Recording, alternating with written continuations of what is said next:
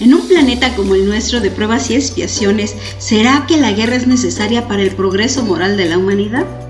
¿Qué nos dice la doctrina espírita al respecto? Acompáñame y lo descubriremos.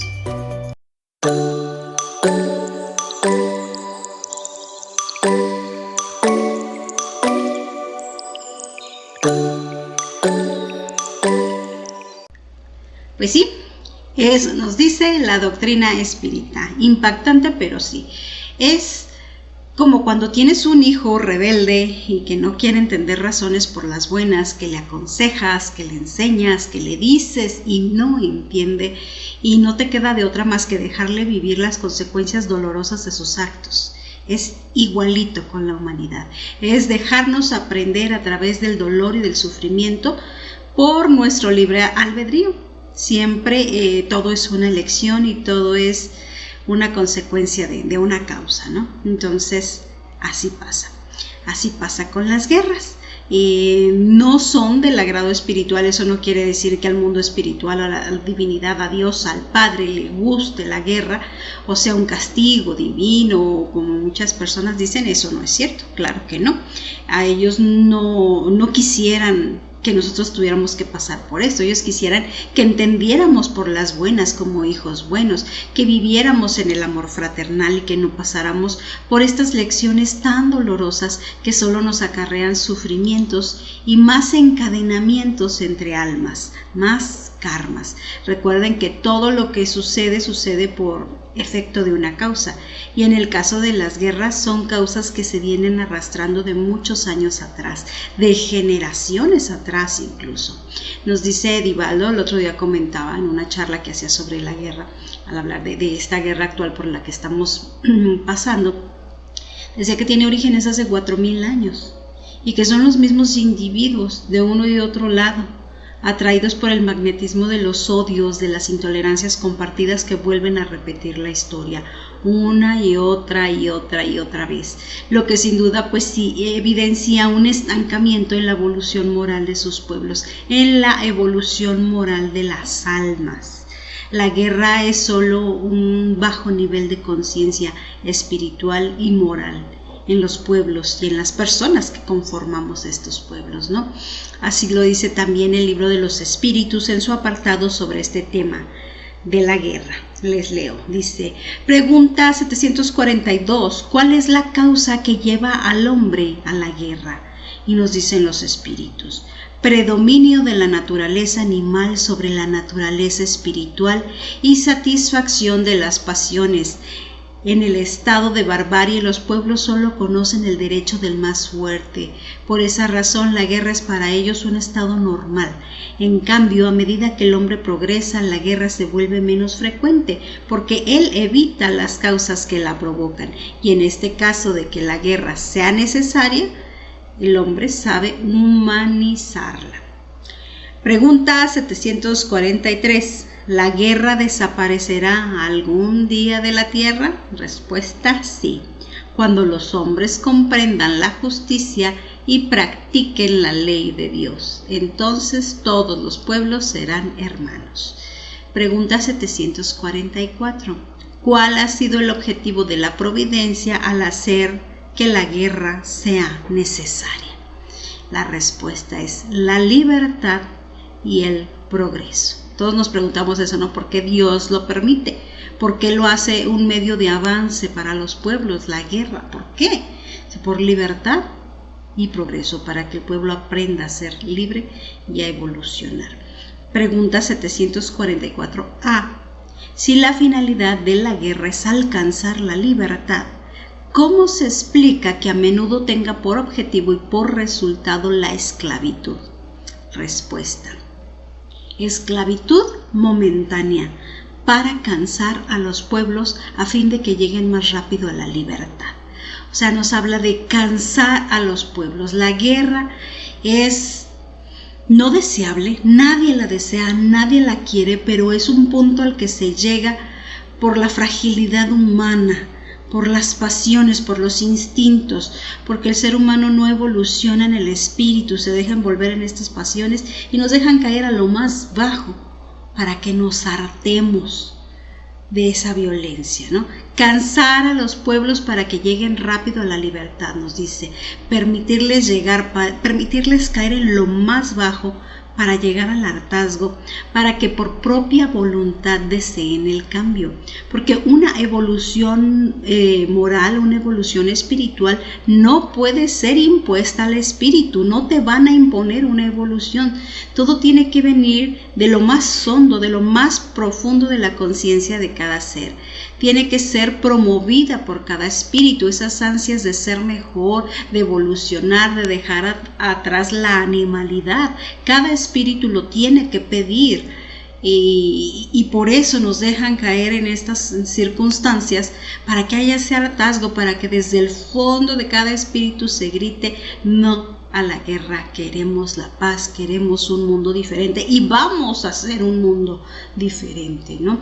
Sin embargo, pues en estos espíritus rebeldes, sumergidos en círculos viciosos de venganza, como es el caso de estos pueblos que ahorita están en guerra, es una estrategia. La guerra es una estrategia para quebrar esa rebeldía, aunque no sea planeada por la divinidad, no es planeada por la espiritualidad superior. Es acarreada por los actos de esos pueblos, por sus responsabilidades ancestrales, que es lo que aquí nos están diciendo, que incluso algo tan horroroso como la guerra puede tener un objetivo y un final, pues digamos no agradable, pero sí como que al final, después de todo sufrimiento, poder extraer por lo menos algo bueno para el espíritu, que sea ese hartazgo de decir ya no más, que por fin se tenga ese despertar de conciencia, ese despertar espiritual y decir esta no es la forma, ¿no? Y no es lo ideal, les digo, no es lo ideal que aprendamos a través del dolor, pero como seres humanos parece que una y otra vez elegimos ese camino y de aprender por las malas, de aprender que la violencia no es el camino. Y llegará el momento en el que en medio de esa noche oscura la humanidad completa grite y exija paz y fraternidad universal, fraternidad entre todos los pueblos, ¿no? Y hay quien dice, pero es que Dios puede pararlo, Él tiene el poder. ¿Por qué deja que sufran los niños? ¿Por qué deja que secuestren las personas? ¿Por qué deja que pase esto? Porque Él nos deja ser libres, porque Él respeta esa libertad. Claro que Él podría parar todo, claro que a Él no le gusta ver estas circunstancias, pero sobre todo respeta nuestra libertad de acción. Nos quiere tanto y nos da ese respeto, que dicen, son mi creación, son mis hijos, pero merecen ese respeto de que sea por su propia voluntad que vivan lo que tengan que vivir, ¿no? Y Él siempre va a respetar esta libertad. En cuanto a los niños que sufren, sí es muy triste. Todas las personas que están sufriendo es súper triste, nos parte el corazón, nos llena de tristeza ver lo que está ocurriendo. Pero en una comprensión más profunda y un análisis más profunda de por qué suceden las cosas, sabemos que aunque sean almas de niños, almas pequeñas que están ahí, que aparentemente podríamos decir son inocentes, y los cuerpos son nuevos, pero las almas no. Las almas traen historia, traen un bagaje, traen un costalito de karmas, de deudas, de responsabilidades, de cosas, de actos que cometieron en el pasado.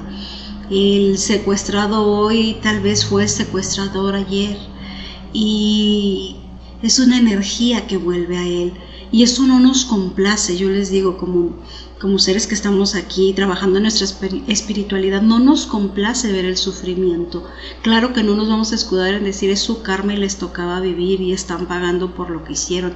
Eso es bastante indolente, eso claro que no, porque como les digo, si para ellos es una expiación por sus propios actos, para el resto de la humanidad que lo vemos como testigos son pruebas para despertar y aperturar el amor, la empatía, el amor al prójimo, la caridad. Eso no quita que tú sientas misericordia o sientas esta empatía por seres que están sufriendo.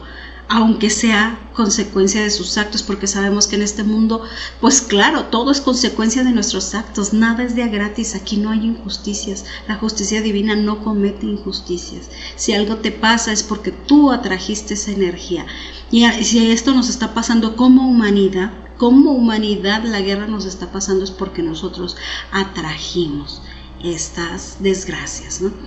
Y somos corresponsables, aunque no estemos en aquel sitio, y lo dijo Divaldo el otro día en esta charla que les platico, somos corresponsables de lo que está ocurriendo, porque todos contribuimos a la energía del planeta. Entonces, ¿que Dios puede parar todo? Pues claro que puede, pero es que son consecuencias de nuestros actos. Simplemente nos está dejando vivir lo que libremente elegimos para nosotros. Cuando tengamos que ha de evolucionar, porque sí hemos de evolucionar, el hombre ha de hacerlo por merecimiento, porque se lo ganó, no porque Dios se lo regaló, nos tuvo lástima, dijo, pobrecitos de mis hijos, déjales, les paro ya y ya les voy a regalar todo, nada más porque los quiero mucho. Y no es la forma en la que Él actúa. Él nos deja ya sea caernos en el lodo o evolucionar según queramos. Nos deja darnos cuenta de nuestros propios errores y que sea por nuestra voluntad que nos levantemos de ese lodo y que digamos, ya basta. Entonces nos va a dejar caer hasta donde queramos caer, si así lo deseamos, o evolucionar y elevarnos por encima de la animalidad de los instintos. También en la pregunta 745 del Libro de los Espíritus dice, ¿qué pensar del hombre que provoca la guerra en su propio beneficio? De aquel que maquiavélicamente, ¿verdad?, va, planea y hace y siembra semillas de discordia y dice, de aquí voy a ganar, yo voy a ganar esto, voy a hacer que este y otro se peleen, va y les pica las costillas, le jala la cola al perro, ¿no? Y ya cuando muerde el perro dice, yo no fui, pero ¿quién termina ganando, no? Todas estas estrategias políticas que hay de este hombre que es el culpable de generar estas discordias. Y ahí nos dice, es el verdadero culpable, es la respuesta. Necesitará muchas existencias para expiar todos los asesinatos que causó, porque responderá por cada hombre cuya muerte haya causado para satisfacer su ambición. Es el caso de Hitler, que ya lo hemos comentado, ¿no? Todas las muertes que recaen sobre de él, era un espíritu, cuando él falleció, era un espíritu pues sumamente odiado, y se esperaba que su recepción en el mundo espiritual, en los umbrales del mundo espiritual, iba a ser terrible entre los enemigos que tenían, que murieron enojados y que lo iban a acosar ahí, y entre los que lo apoyaban y que también podía, siendo un espíritu tan conflictivo, podría liderar hordas de espíritus vengativos y ocasionar muchos problemas. Era para la espiritualidad mayor fue un verdadero conflicto. ¿Qué hacer con él? ¿Cómo ubicarlo? ¿Qué hacer? Tanto también por misericordia para él, por los que lo querían linchar ya como espíritu. Imagínense que lo estaban esperando imagínate cuántos judíos que murieron en el Holocausto y que lo estaban esperando ahí para liquidarlo de nuevo como espíritu. Entonces, incluso por misericordia, él fue llevado a otra prisión en otro planeta. En Plutón, dicen que está su alma, su espíritu prisionero, y nadie se puede acercar a él. Que incluso su guía espiritual renunció a estar con él, y fue Gandhi quien en vida también él trató de acercarse. Muchos acusan a Gandhi diciendo, ay, no es la persona que ustedes creían, era súper malo, era un hipócrita, porque se carteaba con Hitler. Claro, le escribía cartas a Hitler haciéndole un llamado a su humanidad, haciéndole un llamado a dejar de lado todas esas ideas de supremacía que él tenía, para que se encaminara, ¿no?, por otro camino de paz, de civilidad. A eso le hacía el llamado, por eso se carteaba con Hitler. Y ya en el mundo espiritual, Gandhi pidió permiso al Maestro Jesús para acercarse a él. Dijo, déjame ser su guía, déjame acercarme a él, déjame hablarle, déjame llevarle la luz. Y el Maestro Jesús lo permitió. Así que es uno de los pocos espíritus que puede acercarse a Hitler, que está condenado ahí a 1000 años. 1000 años de soledad en ese planeta, reflexionando y sintiendo y recordando, pues sí, sintiendo el dolor de cada una de sus víctimas, ¿no? Es muy triste también ver el proceso que han llevado estas almas, ¿no? Estas almas enojadas, vengativas, todo lo que han sufrido, y que como espíritus no se han reconocido a sí mismos como luz y están todavía en esta guerra, ¿no? Entonces hay responsables, hay culpables por actuar de esta manera, y pues ya en el mundo espiritual, cuando les toque pasar, allá verán las consecuencias de sus actos, porque el que mata, el que provoca, el que ejerce la violencia contra otro ser humano, pues está reforzando esos lazos de dolor, esos lazos de violencia que lo unen a su víctima, y todo da vueltas y todo regresa en el avance de los tiempos, ¿no? El verdugo y la víctima se atan voluntariamente a esas causas y a esas consecuencias, y el tiempo pasa y ellos siguen atados y vuelven a vivir lo mismo y vuelven a generar lo mismo, y una y otra vez, y nadie tiene la bondad, la fuerza espiritual suficiente de perdonar y de decir pongo un alto y ya no más. Esa es la cuestión, por eso les digo, es un estancamiento de la conciencia, porque ninguno ha querido dar ese gran paso de evolucionar. Y el Maestro Jesús lo vio, él lo supo desde hace unos cuantos siglos, por ahí del 1400 y algo, que nos cuenta en el libro Brasil, Corazón del Mundo, Patria del Evangelio, que fue psicografiado por Chico Xavier y dictado por el espíritu de Humberto de Campos. Ahí nos cuentan cómo en esa época, antes de Cristóbal Colón y la llegada a América, el Maestro Jesús vino, hizo una ronda a través del mundo, visitando las ciudades, viendo cómo evolucionaba la humanidad, y vio que la semilla sembrada con su mensaje en aquellos países, que ya se había extendido por toda Europa, pues el mensaje estaba corrupto, estaba muy comprometido ya con las causas humanas, y por tanto también estaba comprometido con los efectos, con las consecuencias. Vio que esos pueblos que habían estrechado tanto sus lazos de odio, sus karmas, ya no tenían para dónde avanzar, que a eso ya se le veía muy mal, ¿no? No era algo que fuera a terminar muy pronto, que iban a pasar siglos y ellas iban a seguir metidos en estas guerras, porque una guerra te lleva a lazos kármicos con tus víctimas, y renacen y generaciones y otra vez, y pues esto no se le ve para cuándo termine, ¿no? Él lo pudo ver. Cómo podría germinar el mensaje de amor de su evangelio en pueblos que tenían semejante carga para el futuro. Él veía lo que venía y supo que había que sembrar de nuevo en otro lugar, y entonces escogió América, Brasil para ser específicos. ¿O acaso creen que el Cristo de brazos abiertos allá en las alturas de Río de Janeiro es casualidad? Pues no, es el Maestro Jesús abriendo los brazos, protegiendo la nueva semilla.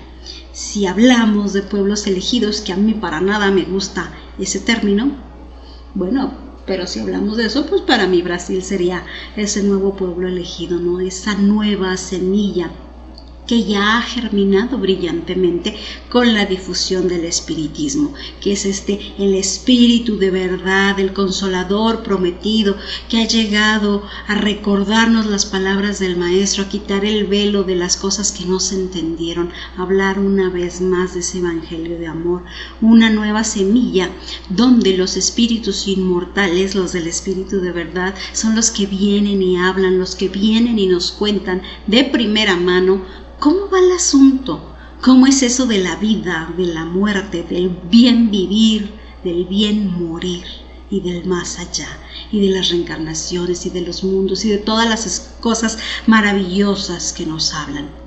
Ahí está sembrada la nueva semilla. El Maestro lo vio el mundo, vio cómo estaba en esa época, lo supo y actuó en consecuencia. Por segunda vez sembró su semilla. Así es que los que esperan una segunda venida, bueno, yo les digo, no va a ser algo teatral, no va a ser como una película de Hollywood, no va a ser como en las metáforas dispuestas en la Biblia se expresan. Y también acá en el libro de la Génesis, en el libro espírita de la Génesis de Allan Kardec, ahí también te explica y habla sobre todo esto, que en la Biblia era todo metáfora para que la gente más o menos entendiera, porque eran personas con poca cultura, con poco entendimiento, y que él tenía que hacer todas estas visualizaciones teatrales para que ellos más o menos comprendieran cómo era el asunto. Pero no es tal cual. Entonces esta segunda vez para nosotros está ahí, está en el espiritismo, en el evangelio, está en lo que nos comunica el espíritu de verdad. Ahí está la segunda vez que se siembra. Él ya vino, él ya eligió, él ya hizo y él ya sembró de nuevo. Y aquí estamos trabajando con el mensaje, ¿no? En ese momento, cuando les platico de lo que nos cuenta en el libro de Brasil, en ese momento los espíritus buenos, por ahí de 1490 y tantos, se acuerdan que fue 92, que fue el famoso descubrimiento de América, los buenos espíritus motivaron a los aventureros, marineros a hacerse a la mar para buscar algo que ni ellos mismos sabían qué. Pero ellos tenían que salir. Y los relatos están ahí, nos dicen, hay relatos de cómo los navíos se movían como dirigidos por una mano invisible, a pesar de que no soplaban los vientos, no había viento. Y las naves se movían hacia donde no sabían, pero llegaron a esta nueva tierra prometida. Una nueva tierra prometida, era una nueva tierra para todas aquellas almas cansadas de vivir en esos círculos de violencia, que sí quisieran germinar la semilla del amor dentro de sí, y entonces iban a renacer en América. Todos los que estamos en América somos esas almas que sí estuvimos en aquellos lugares, pero que nos cansamos y que ya queríamos un mundo nuevo. Tampoco es casualidad que se le llamara el nuevo mundo. Claro que es el nuevo mundo, es la nueva semilla, es la nueva esperanza para la humanidad. Llegaron en aquel momento a la patria del Cruzeiro, donde florecería la nueva esperanza de la humanidad. Por eso el libro se llama Brasil, corazón del mundo, patria del evangelio. Por eso el trabajo espírita en ese país es tan intenso, y hay grandes personalidades, grandes médiums que han estado ahí para dar este impulso a la germinación de esta semilla de amor del Maestro. Y les digo, el Maestro Jesús lo sabía, que la bondad y el amor son virtudes que difícilmente germinarían en pueblos abocados a la venganza, en pueblos orgullosos de su orgullo. Pero no podemos solo señalar a esos pueblos. En general, la raza humana no distamos mucho de ello, ¿no? De la venganza y de todos estos sentimientos poco dignos. Si bien algunos ya damos destellos de evolución, queriendo encaminarnos al bien, estudiando, preparándonos, pues no siempre lo logramos, ¿verdad? En el mundo íntimo, en el mundo personal, en nuestra vida diaria, ¿qué tan hombres de bien, qué tanto mujeres de bien somos? ¿Realmente podemos decir que estamos del otro lado de la evolución, de los buenos? ¿Cómo nos va en nuestras guerras internas? No podemos hacer mucho en lo individual por acabar con una guerra como la que estamos viviendo ahorita. ¿Qué puede hacer un solo individuo? ¿Qué puede? Salvo que orar para que se iluminen las mentes de los responsables, de los que toman las decisiones, de los gobiernos. Podemos orar para tratar de mandar luz, influir en ello. Pero no podemos pararla, uno solo no puede. Pero creo que sí, en lo individual lo que podemos hacer es vencer nuestras propias guerras. Y ya con eso, créanme, sí estaríamos ayudando muchísimo a la psicoesfera del planeta, que según las palabras de Divaldo ha sido seriamente dañada con estos acontecimientos de estos días. Estamos actualmente siendo presas de energías muy densas que se han alimentado en estos días, justo de nuestro enojo, de nuestra indignación, de nuestros comentarios, de nuestros pensamientos. La comunidad mundial habla de ello, habla de la guerra, toma partidos, enardece y emite energía que alimenta esa esfera energética de nuestro planeta, enardeciéndola. y en efecto el efecto va a seguir a la causa. Si estamos enardeciendo la psicoesfera, si estamos enviando energía de enojo, de indignación, de frustración, este egregor energético generado comunitariamente tendrá sus repercusiones y muy posiblemente se agrave el conflicto. Eso es lo que nos estaba contando Divaldo el otro día. Espero poder hacer pronto la traducción de este video para que esta charla, para que lo escuchen de propia voz, para que lo escuchen de sus propias palabras, ¿no? Pero sí, es muy impactante lo que a nivel energético nos cuenta que está sucediendo con el planeta y que todos tenemos responsabilidad en ello. Entonces dices, ¿y entonces yo qué puedo hacer?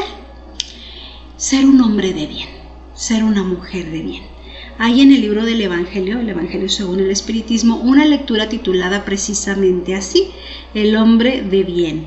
Y se las voy a compartir, voy a proceder a leerla. Dice, el verdadero hombre de bien es aquel que cumple la ley de justicia, amor y caridad en su mayor pureza. Cuando interroga su conciencia sobre sus propios actos, se pregunta a sí mismo si no ha violado esa ley, si no obró mal, si hizo todo el bien que pudo, si ha despreciado voluntariamente alguna ocasión de ser útil, si alguien tiene queja contra él, en fin, si ha hecho a los demás lo que hubiera querido que hicieran por él. Tiene fe en Dios, en su bondad, en su justicia y en su sabiduría. Sabe que nada sucede sin su permiso y se somete en todas las cosas a su voluntad. Tiene fe en el porvenir. Por eso, coloca los bienes espirituales por encima de los transitorios. Sabe que todas las vicisitudes de la vida, todos los dolores y desengaños son pruebas o expiaciones y las acepta sin quejarse. El hombre compenetrado del sentimiento de caridad y de amor al prójimo hace el bien por el bien mismo sin esperar recompensa, retribuye el mal con el bien, asume la defensa del débil contra el fuerte y sacrifica siempre sus intereses en favor de la justicia. Encuentra satisfacción en los beneficios que esparce, en los servicios que presta, en hacer felices a los demás, en las lágrimas que enjuga, en los consuelos que prodiga a los afligidos. Su primer impulso es pensar en los otros antes de pensar en sí. Es cuidar del interés de los otros antes que el suyo propio. El egoísta, por el contrario, calcula los beneficios y las pérdidas de cada acción generosa. Es bueno, es humanitario y benevolente para con todos, sin distinción de razas ni de creencias, porque en todos los hombres ve a sus hermanos, respeta en los demás las convicciones sinceras y no censura a los que no piensan como él. En todas las circunstancias la caridad es su guía, pues está consciente de quien causa perjuicio a los demás con palabras malévolas, quien hiere la susceptibilidad de alguien con su orgullo o su desdén, quien no retrocede entre la idea de provocar un sufrimiento o una contrariedad, aunque leve, cuando podría evitarlo, falta al deber de amar al prójimo y no merece la clemencia del Señor. No tiene odio, ni rencor, ni deseos de venganza. A ejemplo de Jesús, perdona y olvida las ofensas y solo tiene presente los beneficios, porque sabe que será perdonado según el modo como Él haya perdonado. Es indulgente para con las debilidades ajenas, porque sabe que Él mismo necesita de indulgencia y tiene presentes estas palabras de Cristo. Aquel de vosotros que esté sin pecado, que le arroje la primera piedra. No se complace en averiguar los defectos ajenos ni en ponerlos en evidencia. Si la necesidad lo obliga a ello, busca siempre el bien que pueda atenuar el mal. Estudia sus propias imperfecciones y trabaja sin cesar para combatirlas. Emplea todos sus esfuerzos para poder decir al día siguiente que hay en él algo mejor que en la víspera. Nunca se propone dar valor a su carácter ni a sus otros talentos a expensas de los otros. Por el contrario, aprovecha todas las ocasiones para hacer resaltar lo que es ventajoso para los demás. No se envanece de su riqueza ni de sus ventajas personales, porque sabe que todo lo que ha recibido se le puede quitar. Usa pero no abusa de los bienes que se le conceden, pues sabe que constituyen un depósito del cual deberá rendir cuentas. que el empleo más perjudicial que pudiese hacer de ellos constituiría en emplearlos para la satisfacción de sus pasiones. Si el orden social ha colocado hombres bajo su dependencia, los trata con bondad y benevolencia, porque son sus iguales ante Dios. Recurre a su autoridad para levantarles la moral y no para abrumarlos con su orgullo, y evita lo que podría ser más penosa la situación subalterna en que se encuentran. El subordinado, por su parte, comprende los deberes de la posición que ocupa y procura cumplirlos a conciencia.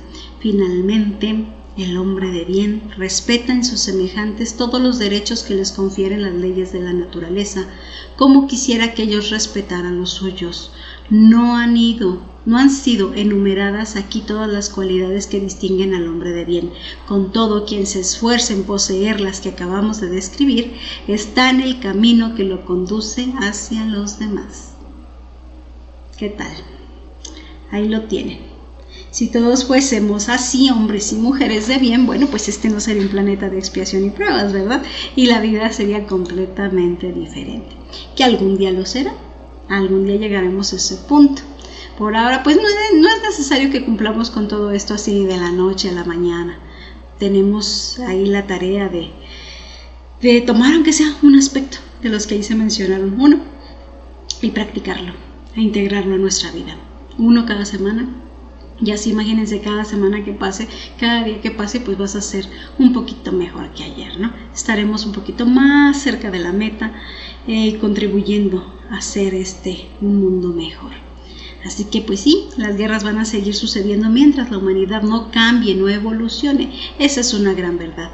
Como lo es también que estamos ya en tiempos de cambio, en épocas de cambio. Hay una lectura en el libro de la Génesis de Allan Kardec que se llama Los tiempos han llegado y habla precisamente de estos cambios, ¿no? Al final de esta época. Pero de eso ya hablaremos en otro video. Por el día de hoy esto es todo. Espero haber contribuido en algo a enriquecer las reflexiones de su día, de su aprendizaje. Gracias por acompañarme y por darme la oportunidad de servir. Todos necesitamos dar servicio y ayudarnos, sobre todo en estos tiempos tan intranquilos. Así es que mucha paz, mucha meditación, muchas oraciones, mucha tranquilidad. Evitemos caer en confrontaciones, evitemos tomar partido, evitemos ver tantas noticias y llenarnos de tanta basura la cabeza. Vamos a lo que le llaman por ahí vibrar alto, ¿no? Pero en acciones concretas. Ocúpate de tus pensamientos, ocúpate de tu vida y de llevar la paz a tus propias batallas, ¿no?